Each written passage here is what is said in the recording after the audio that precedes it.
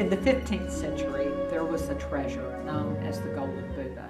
And the Golden Buddha was in Siam, which is now known as Thailand, and it was guarded by the Buddhist monks in the temple. And the monks had heard that the Burmese army was marching toward them, and they knew that they had to protect their treasure. They quickly got together and they covered the Buddha with about 12 inches of clay. And it effectively hid the Golden Buddha from prying eyes. Well, it worked, but unfortunately all the monks that were guarding the treasure were killed. And the Golden Buddha remained a secret until the 1950s. In the 1950s, they were doing some reconstruction in the temple.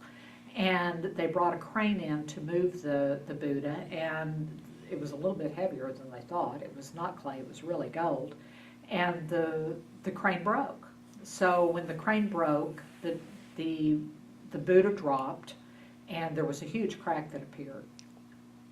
Well, they knew that they weren't going to have time to get another crane in before the sun completely set, so it was starting to rain, so they threw a tarp over it, and everybody just retired.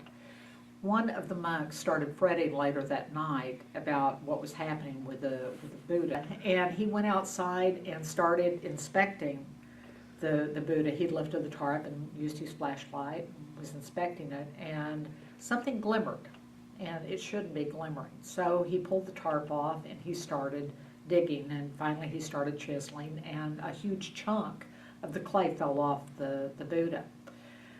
What he was looking at was gold. It wasn't a clay Buddha, it was a gold Buddha. It was 25,000 pounds of golden Buddha. It was solid gold, and the value today would be somewhere in the neighborhood of $500 million.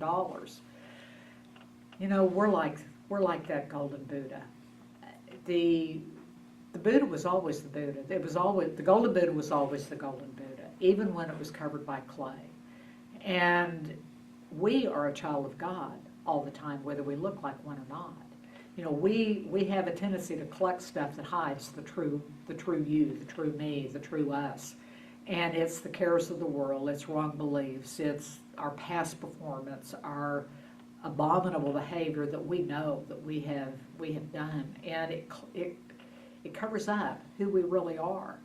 But we are no less a child of God with all that covering than we are without it.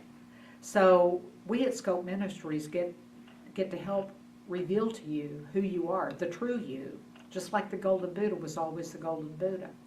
You know, we do this in a class called Be Transformed, and I hope that you will be intrigued enough that you would come and participate. Let us help you find out who you really are, and in the process, be truly changed. Thank you.